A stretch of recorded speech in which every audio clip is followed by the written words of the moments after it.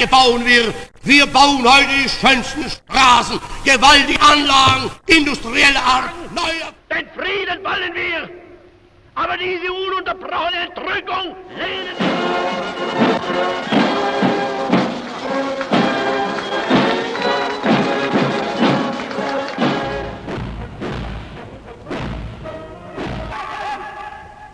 This year they say there are 800,000 pairs of boots standing heel to heel, waiting for the Führer's final... अपनी मौत से पहले Hitler और उसकी साथी एवा ब्राउन अपने तमाम डॉक्यूमेंट, तस्वीरें, सब कुछ जला दिए।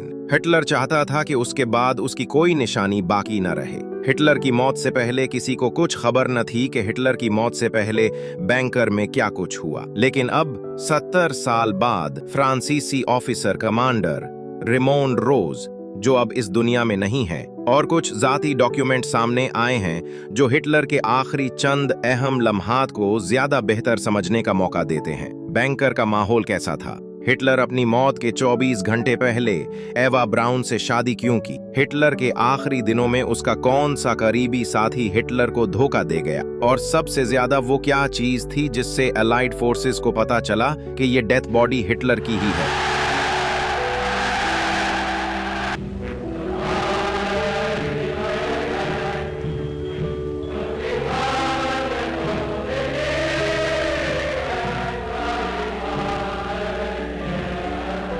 वीडियो को आगे बढ़ाने से पहले चैनल को सब्सक्राइब करें और लाइक करना ना भूलें। नाजरीन, हिटलर के मरने के बाद हर कोई बैंकर को देखने की कोशिश कर रहा था।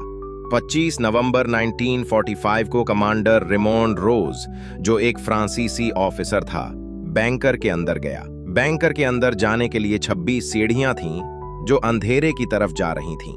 वहां एक डार्क और गंदा कमरा देखा जहां हर तरफ बिखरे कागज, उलटी पड़ी कुर्सियां और किंडल विक्स पड़े थे। रोज को ऐसे डॉक्यूमेंट मिले। ये डॉक्यूमेंट बताते हैं कि हिटलर अपने आखिरी फैसले तक डटा रहा। वो अपनी मौत में भी अपनी जीत देख रहा था। हिटलर की मौत से सिर्फ 10 दिन पहले जर्मनी का सपना, जो कभी दुनिया पर हुकूमत करने का था, अब सिर्फ ख्वाब बन चुका था।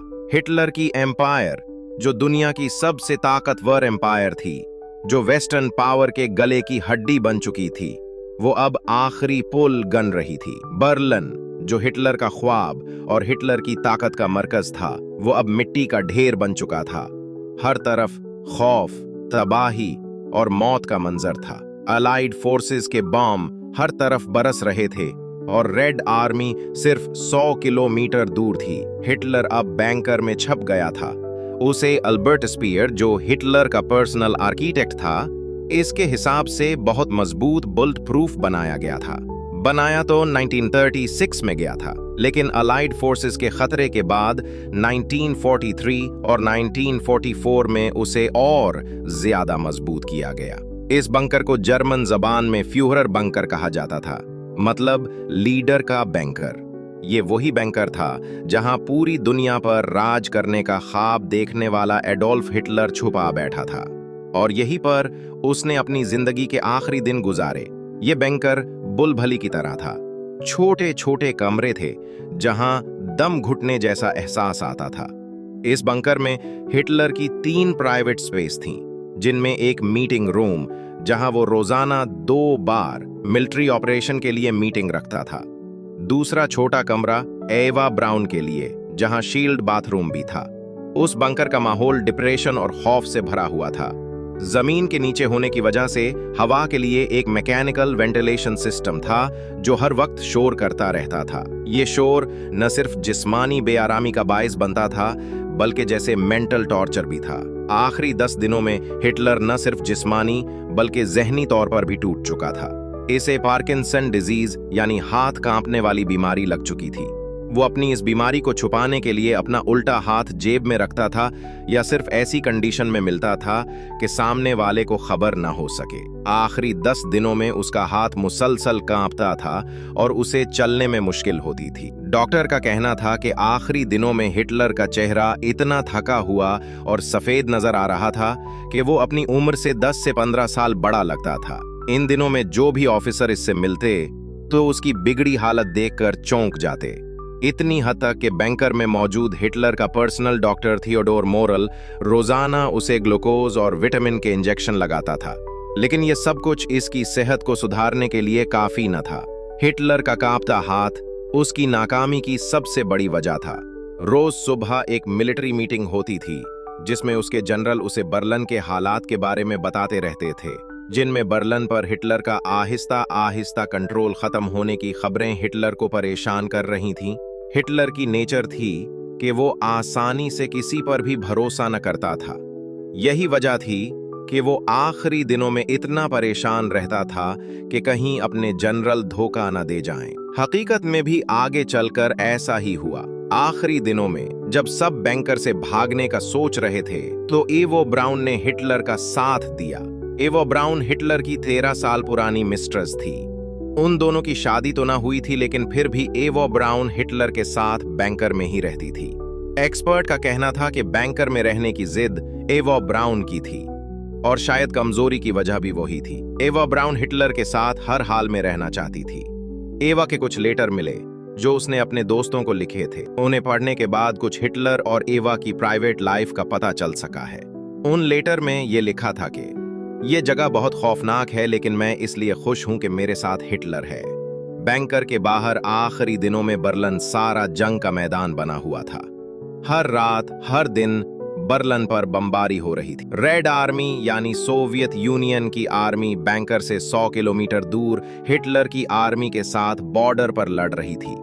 हिटलर की आर्मी के पास उस वक्त अपने आप को महफूज रखने के लिए 900 टैंक्स और 5 लाख सिपाही थे, लेकिन सबके बावजूद भी आर्मी पिघल रही थी। हिटलर, जिसने हमेशा हमेशा हुकूमत करने का ख्वाब देखा था, वो अब बुरी तरह नाकाम हो रहा था।